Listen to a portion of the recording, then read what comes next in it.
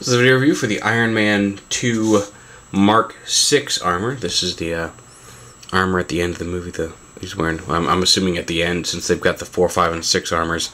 I'm guessing this is his ultimate armor for the second movie, much like the 3 was in the first movie. You see the arc reactor is now a triangle in his chest, and there's some more gold detailing here on the stomach. And just overall a little sleeker looking armor.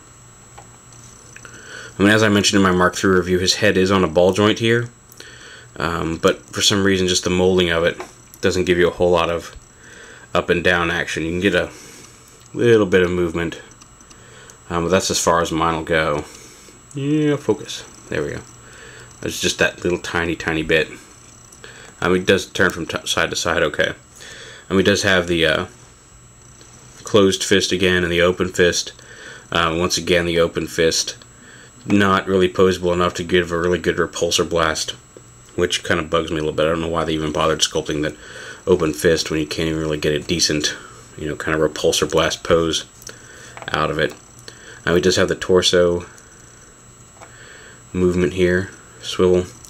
He's got the same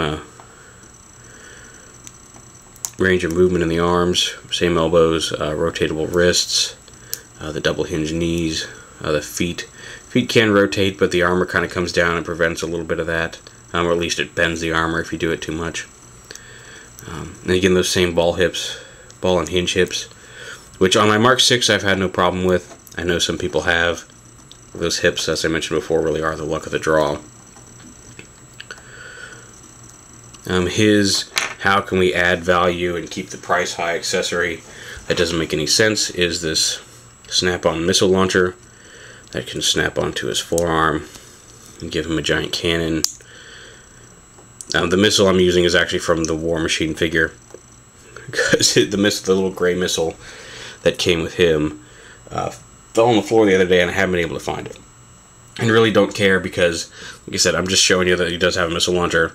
It does fire a missile.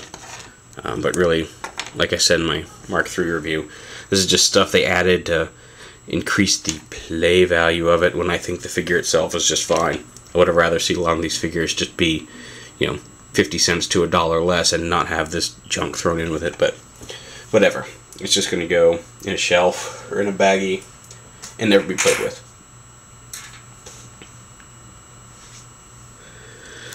So the Mark 6, like I said, the posability is good. If you get one with good paint applications, and again, I had to go through 6 or 7 of these to find a good one. It's worth picking up.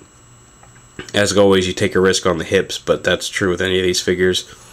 Probably brings the line overall down just a notch or two for me with these weak hips, but overall I think that the figures are pretty decent and worth picking up. And the Mark 6 is no exception. I'm really looking forward to seeing this one in the movie and seeing exactly what upgrades it gets to make him, be triumphant over his enemies. Dun, dun, dun. Anyway. But yeah, and the foot has a little hole. You can just plug him into the stand, just like any of the other figures. So you can display him with his tech cards. Again, he's got the same 3-level cards that I showed off in the classic Iron Man review. We'll see if those actually end up doing anything at ironmancard.com eventually, since the site doesn't work right now. There it is, the Iron Man 2 3 3/4 inch Mark 6.